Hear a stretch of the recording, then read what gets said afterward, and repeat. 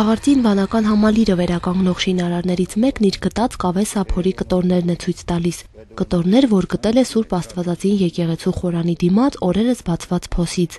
Սափորի մնացորդները միակ բանն էր, որ գտնվել է այստեղից, իսկ փոսը շինարարները բացահայտել են պատահաբար մի քանի օր առաջ։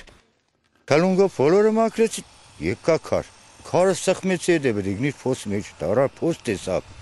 Վազելով եկել եմ պատարեց վերցրի, ես ինչ ուրախություն, ես ինչ է։ Ոչ գախնարան է, ոչ պայես է, չուդեմ, ոբշի։ Գարարաբին է կանչինք, երկրորդ օրը մտանք մեջը ձեր չտակ։ Բայց ես առաջինը մտել էի, ուրախությունից բան եմ տեսել։ Կոպտատաշ քարերով շարված կլոր այս շինության խորությունը շուրջ 5 մետր է, լայնությունը 3 մետր 20 սանտիմետր։ Թե երբ, ովքեր եւ ինչ նպատակով են այն կառուցել հայտնի չէ, սակայն շինարարները հրավիրել են մասնագետ հնագիտության ինստիտուտից իմանալու թե ինչ անել, պահել, թե ծածկել հողով։ Մենք սկզբից որ բացեցինք, մենք մտածեցինք կարող է դա եղել է անցում, որ եկեղեցու միջից պաշտպանվելու կամ ինչ-որ բանի համար անցում է եղել, ձորը գնալու համար, միանալու ձորին։ Բայց հետո երբ որ մեջը նայեցինք, տեսանք ոչ պես բան չկա, գոյություն չունի։ Ու որևէ եզրագայություն չենք կարող անել հիմա։ Հողն են տարել հնյաբանները, տեղից հող են վերցրել, նմուշ տարել են, որպեսզի անալիզի ենթարկեն։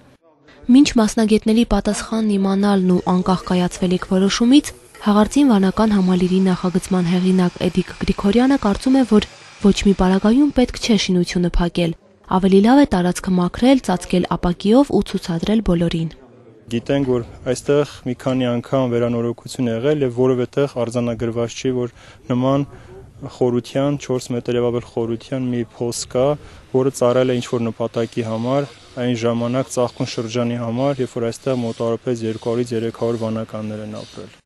Հաղարծին վանական համալիրի եկեղեցիներն իրենց գավիթներով, կից շինությունները, թոնրատունը, հացատունը պատրաստ են։ Շինարարներն արդեն հարդարում ու բարեկարգում են տարածքը, նորոգում ճանապարհը։ Աշխատանքները նախատեսում են ավարտել այս տարվա հունիսին։ Հիշեցնենք, որ հոգևոր այս կենտրոնի վերականգնումը սկսվել է 2008 թվականի աշնանը Շարժայի Էմիր Շեյխ Սուլթան բին Մուհամմեդ Ալ-Քասիմիի հովանավորությամբ։ Վանքինկից 2440 մետր տարածք ընդգրկող միաբանական շենքի շինարարությունը դեռ ընթացքի մեջ է, սակայն շատ շուտով հոգևոր այս կենտրոնը վերստին աշխուժանալու եւ վերագտնելու է իր երբեմնի հռչակը։